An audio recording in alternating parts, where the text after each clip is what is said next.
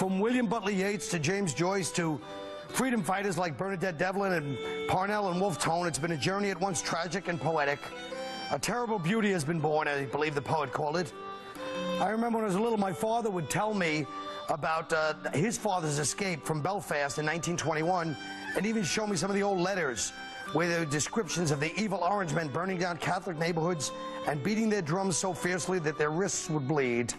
And then this is from 3 p.m. that day. Same day. Where did you go, you It's not funny! I don't have any money! Where did you go? I ripped my shirt. I just bought this shirt, it's new. I lost my wallet and I have somebody else's keys. What happened to my jacket? I'm freezing. I let that bitch wear my jacket. I thought I was gonna get laid. My nose. I'm freezing.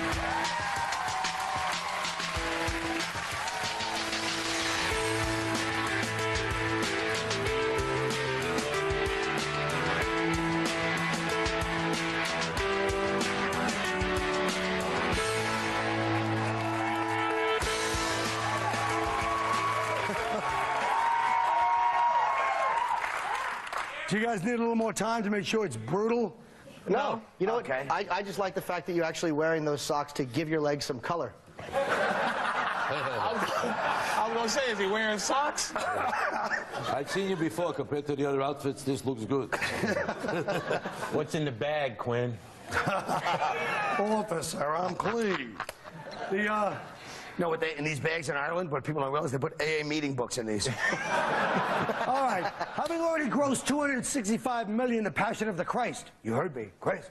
The Passion of the Christ is on track to become the highest grossing film in history, surpassing Star Wars and Titanic. What do you think of this? I think it's amazing, considering Jesus wouldn't do any press. I think it's amazing that Mel Gibson and the Jews in Hollywood have figured out how to kill Jesus over and over and over again on a day-to-day basis in thousands of movie theaters throughout the country for money. For me, it's even more fantastic that a Gentile was able to do a picture about a Jew and make more money from this Gentile picture than any Jew ever made in Hollywood from all the pictures put together. Which goes to show if you want to make money about a story about a Gentile, he has to be Jewish first.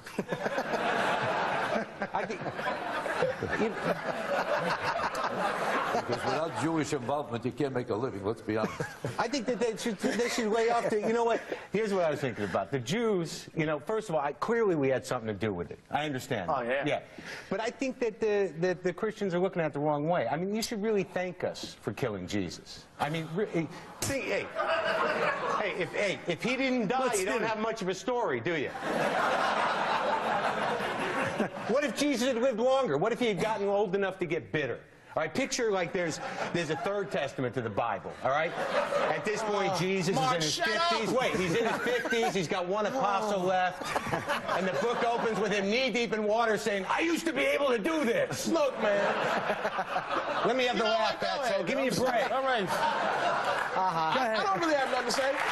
Yes. I just like the fact that They're interrupting people for no reason. That's true. I'm trying to I'm just tired of, shut up. after that smart rant, he called him I'm Fatso. tired of, this is why I don't even care about the movie. Because I'm tired of Jesus looking like Kurt Cobain.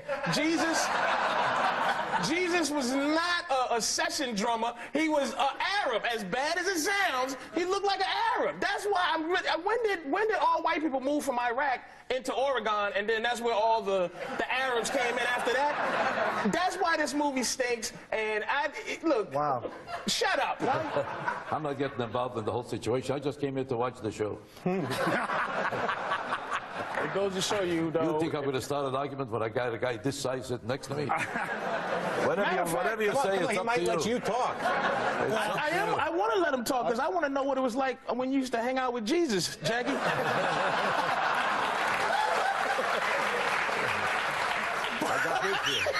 Jesus wasn't my time. I was a few years older than him. All right.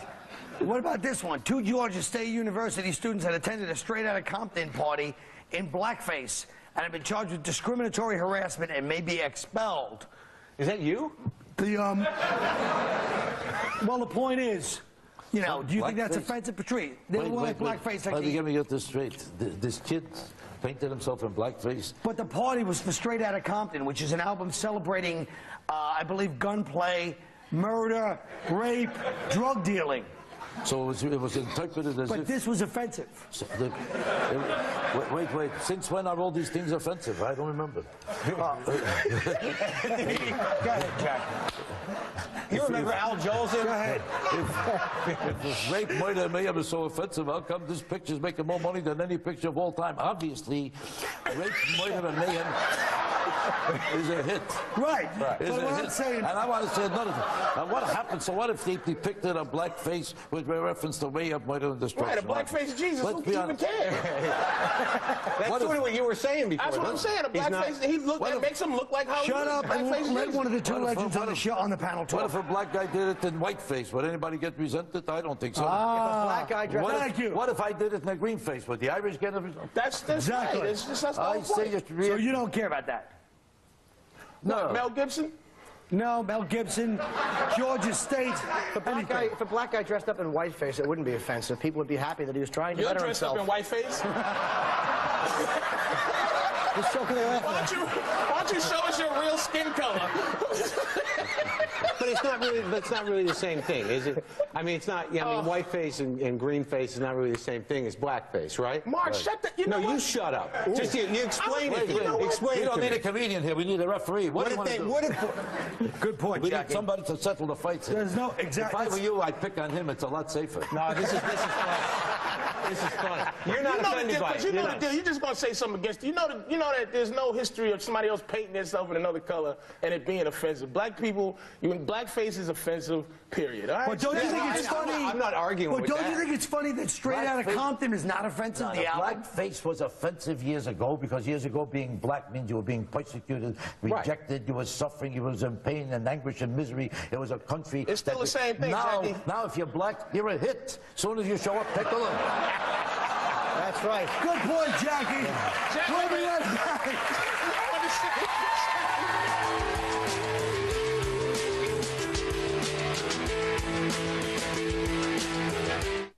Sanitation, baby! New York sanitation! Yeah! Not to mention all of our great, well, just our great personalities. Remote control! What, bitch? I'm not saying we're the best in the world at handling drink. Come on! Hello! You know, it makes me realize the Irish people really are the greatest people. Irish power! Oh, yeah! Yes! Yes!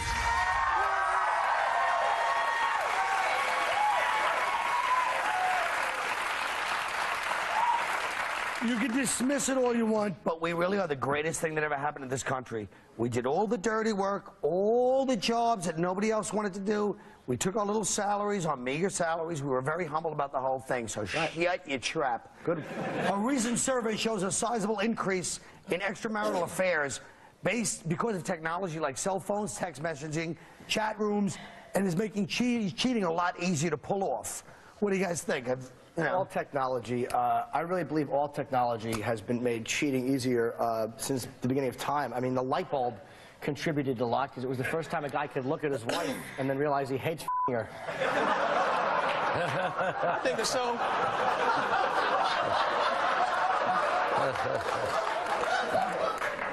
Have you? I don't see what technology has anything to do with screwing. What does one thing have to do with the other? You need a cell phone in order to find out where the girl is.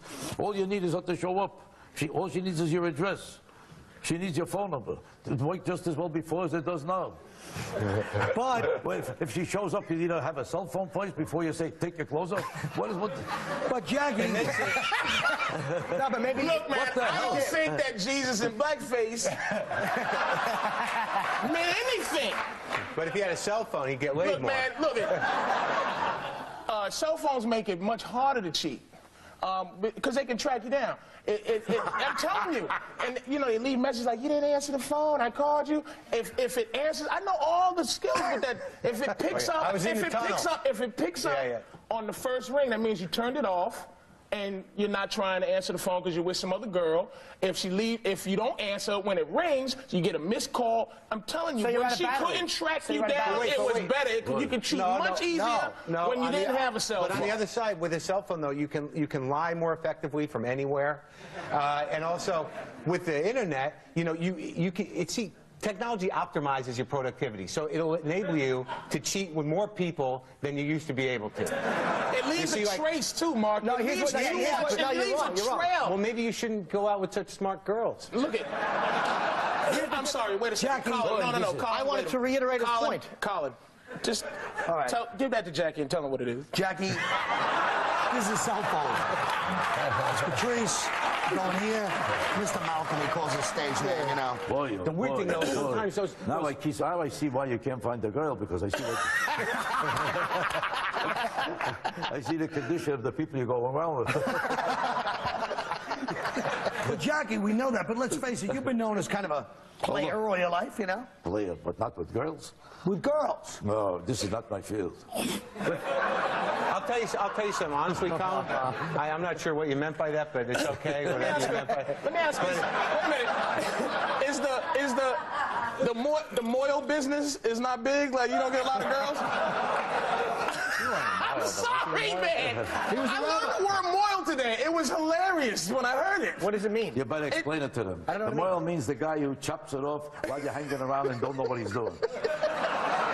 It's big in the Jewish community. Moil is like, Can I just say one thing about technology? If it weren't for technology, I would still be unhappily married today. This is when I had a pager, though. When I had a pager, you know, the girl that I was, you know, having the affair with, we had a secret code on the pager, and I knew where she was and what she wanted me to call her and everything else. It saved my life. So I'm just saying. I know a lot of cops that if they're fooling around with somebody, their wife pages into the girl.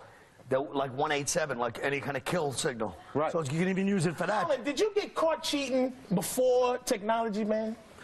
Did I get caught? Maybe when I was a kid, yeah, probably. You can't get caught unless she found, oh, whose number it is? This is a piece of paper in a sock, or this is a whatever. But now... No, people can find condoms on you. You can pull up your phone records and see the numbers, man, that you called. My cell phone bill is... Can I just say one thing? No, you couldn't always do that. If only this could have been Crown Heights. You need to be a better liar. You're not a good enough liar. Maybe I shouldn't say that one thing. I said bombed. Say it, Carl. Go ahead. Shut up. Go ahead. I was trying to make Maybe they didn't hear you. Maybe they didn't hear you. Say it one more time. I'm sure they'll love it. Go screw yourself. You're terrific. Say it one more time, Somalia stomach. You got the worst shape I've ever seen. You got a double chin. I wanted to say Somalia, talking about somebody in bad shape. Yeah, Dougie! Yeah! We'll be right back!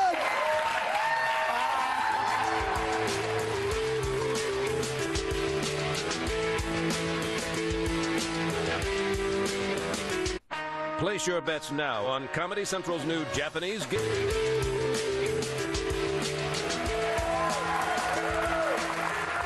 That son of a bitch called me Somalian belly, and I really didn't like it. Because I happen to have a distended stomach, and I didn't like the fact that Norton was cackling off camera.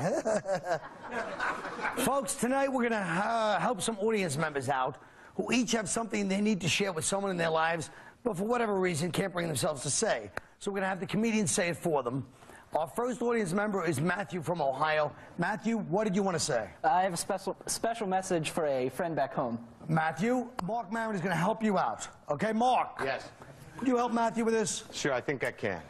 Matthew just wants to say, I love you, and I'm sorry I'm so mean. But you're sort of a baby, you know what I mean? You're kind of whining, like, you're so mean, you're so mean. So once you shut up, and, you know, maybe he'll ease up on you a little bit, all right? Hope I helped you out. Thanks. Yeah. That was what they call the old block. Next is, you can go, Matthew.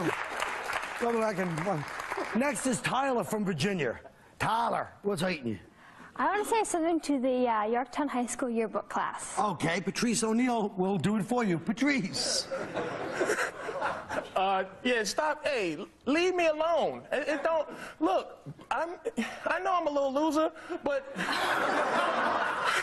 I'm a loser now. Wait till later when I decide that I'm going to stop having dignity and go make that money like everybody in this world should, and you guys are going to leave me alone about the fact that I don't shave my underarms, or that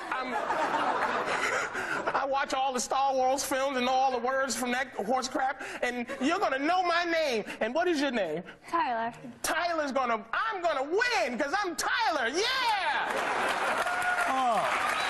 All right. You feel better, sweetie? Oh. Yes. I just go. Now here's Nancy from California. Nancy, what's your problem? I have a message for my ex-husband. You are very lucky. Jackie Mason is going to take care of business for you. Great. Jackie.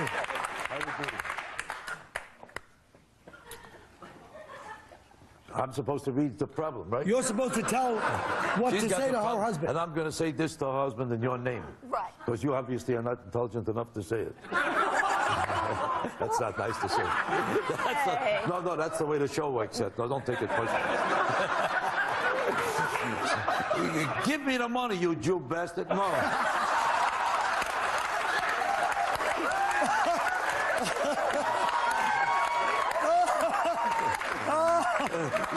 You owe it to me for our divorce. And what else? That's about it. That's it. And if he hears me say it, this guy's going to get so nervous that he'll give it right back in a second because the son of a bitch. What? All right. All right. Thank you, guys. Thank you, Jackie. All right. This is Scott, also from Ohio. Who do you have a message for? I have a message for my roommate. Okay. Jim Norton's going to say it for you. Jim. You know, before when I was laughing with you, not at you.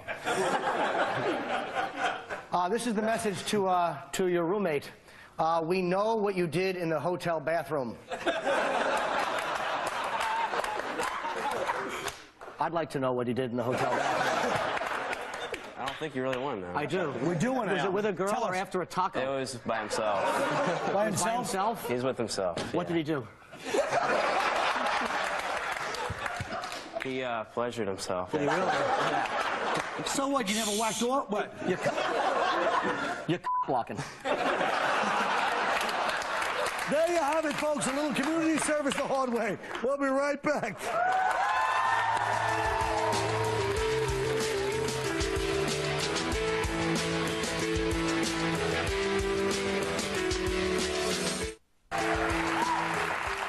Folks, on this St. Patrick's Day, let us not forget one of our most important religious figures, Mel Gibson.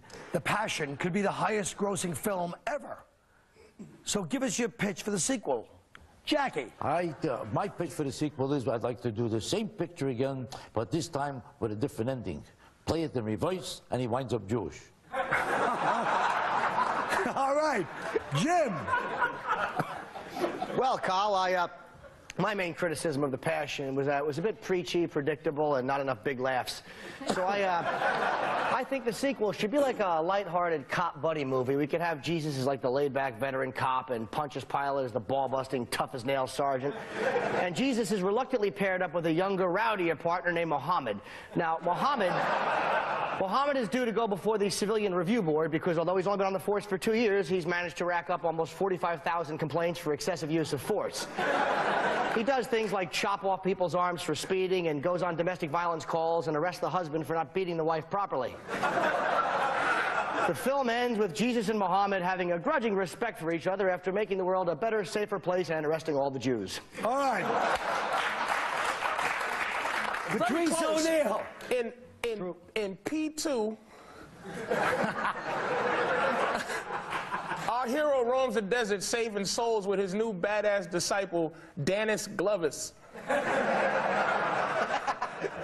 He makes extra money. He makes extra money entertaining strangers by popping his shoulder in and out of its socket. And he enters underground fighting tournaments run by an evil queen, Anime Bullet. Anime. All right, in case people there. But she falls in love with him because he can read her mind and knows what she really wants. Then Dennis quits because he's getting too old for this.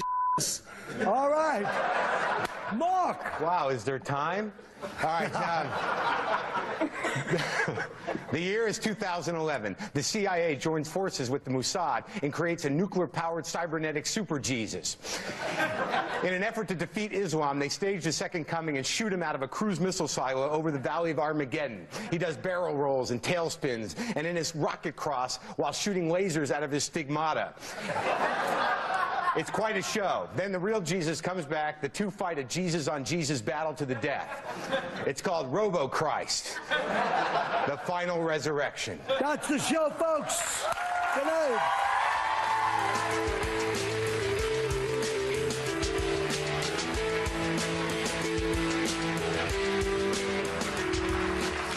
Well, it was certainly nice to have Jackie Mason on the show. It really was. He's one of the master comedians of all time. Now, there seemed to be an interesting chemistry between him and Patrice. Can you explain that? I tried to make a Crown Heights joke about it, and it bombed, so I'm not going to explain it any further than that. But Patrice does have respect for the, guys that he admires in comedy, like myself and Jackie. Now, we noticed you dressed up tonight in...